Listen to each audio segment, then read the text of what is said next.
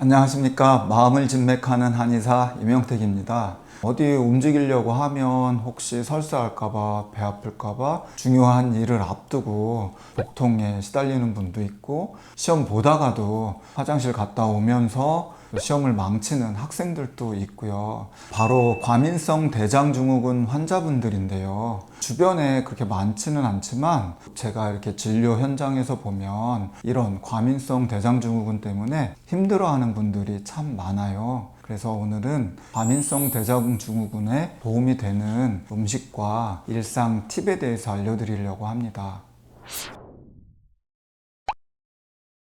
한의학적으로 건강에 대한 격언이 하나 있어요. 뭐냐면 두한족열이라는 건데요.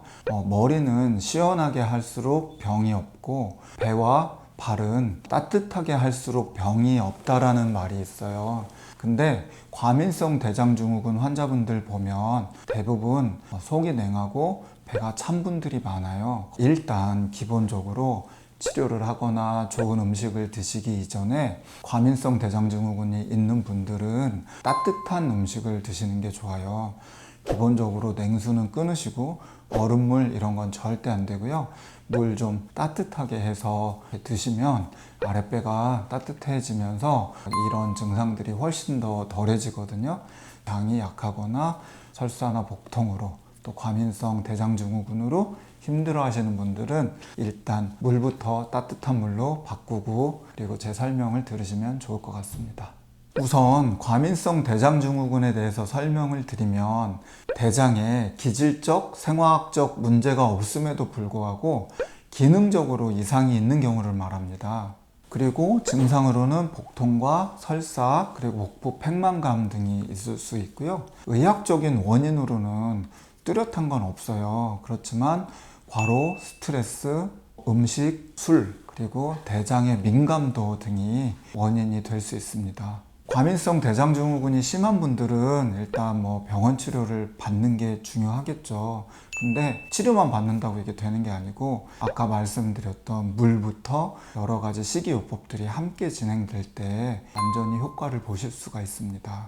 여러분들 포드맵이라는 단어를 들어보신 적 있으세요? 포드맵은 소장에서 흡수되지 않은 발효당, 올리고당, 이당류, 단당류, 당 알코올을 뜻하는 약자입니다. 이런 음식들은 소장을 거치지 않고 대장으로 바로 이동을 해서요. 대장에서 이 음식들을 발효하게 됩니다. 이 과정에서 가스가 생성되고 부글거림이나 복부 팽만감 같은 증상들을 나타내게 됩니다. 그러니까 과민성 대장증후군 환자분들은 가급적이면 이 포드맵이 낮은 음식을 드시는 것이 좋습니다.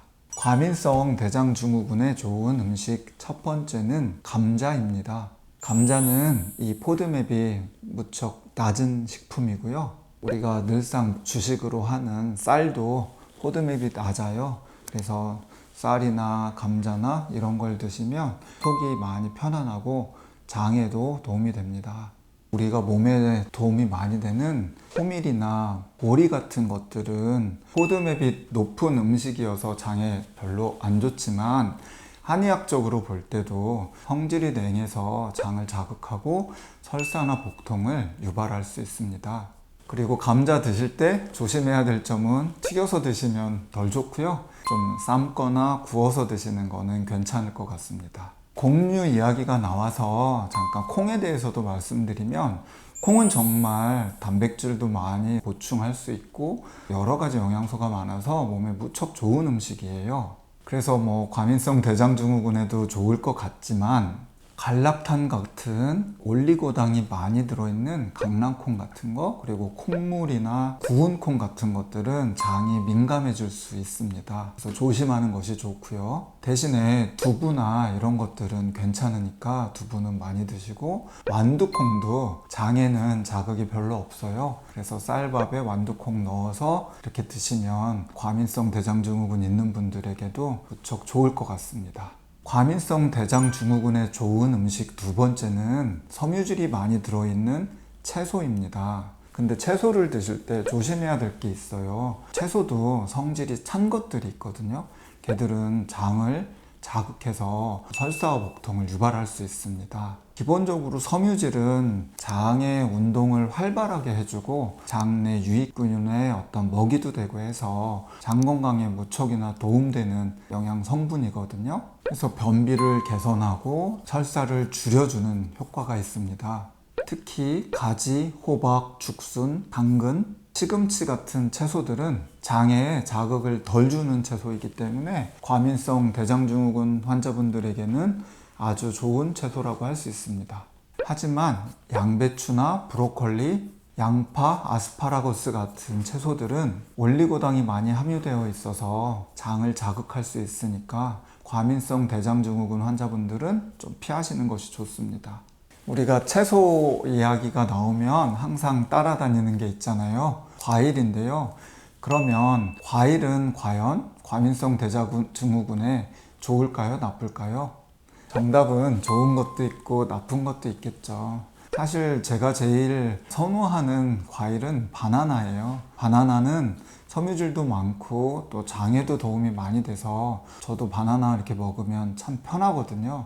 변도 좋아지고. 그리고 약간 베리류 있잖아요. 크랜베리나 블루베리 같은 것도 장에 도움이 되고, 특히 크랜베리에 들어있는 살리실산염은 대장균 등 그 가스를 유발하는 나쁜 박테리아를 죽이고요. 우리에게 유익한 균들을 증식시키는 그런 효과가 있으니까 도움이 될 것 같고요. 또 토마토도 장에 도움이 됩니다. 또 오렌지에도 염증을 줄이는 효과가 있고, 한의학적으로 볼 때 오렌지도 따뜻한 성질을 가져가지고 장에는 많이 도움이 됩니다.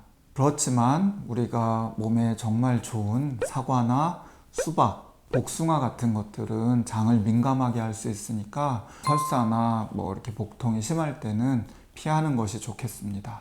마지막으로 알려드릴 과민성 대장증후군에 좋은 음식은 오메가3가 많이 풍부한 고등어, 참치, 연어 같은 생선류입니다.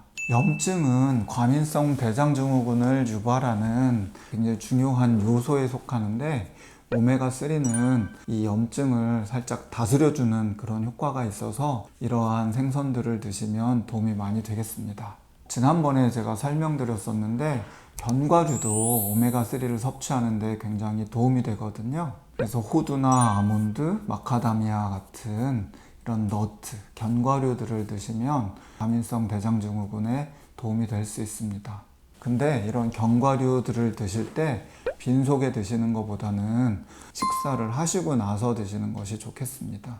특히 따뜻한 물, 음양탕이라는 게 있어요. 머그컵 같은 거에 따뜻한 물 3분의 2를 담고 차가운 물 3분의 1을 담으면 대류가 일어나잖아요. 찬물은 아래로 내려가고 뜨거운 물을 위로 올라가게 해서 물이 굉장히 이렇게 활성화가 되는 그런 물을 갖다가 한의학적으로 음양탕이라고 하는데, 토사광란의 약으로도 써요.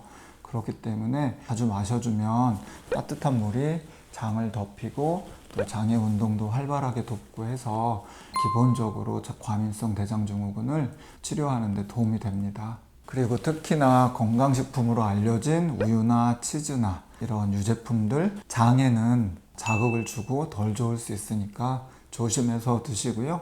또 제일 중요한 거는 그 과민성 대장증후군이 있는 분들은 본인이 잘 아세요. 쌀밥 먹으면 괜찮고 보리밥 먹으면 불편하고 이런 경우들이 있으니까 본인의 몸이 해주는 이야기를 잘 경청하셨다가 그것을 또 따라주는 것도 좋고요. 기본적으로 따뜻하게 잘 드시면 좋겠습니다.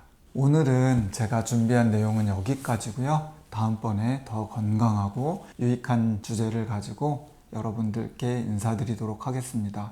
감사합니다.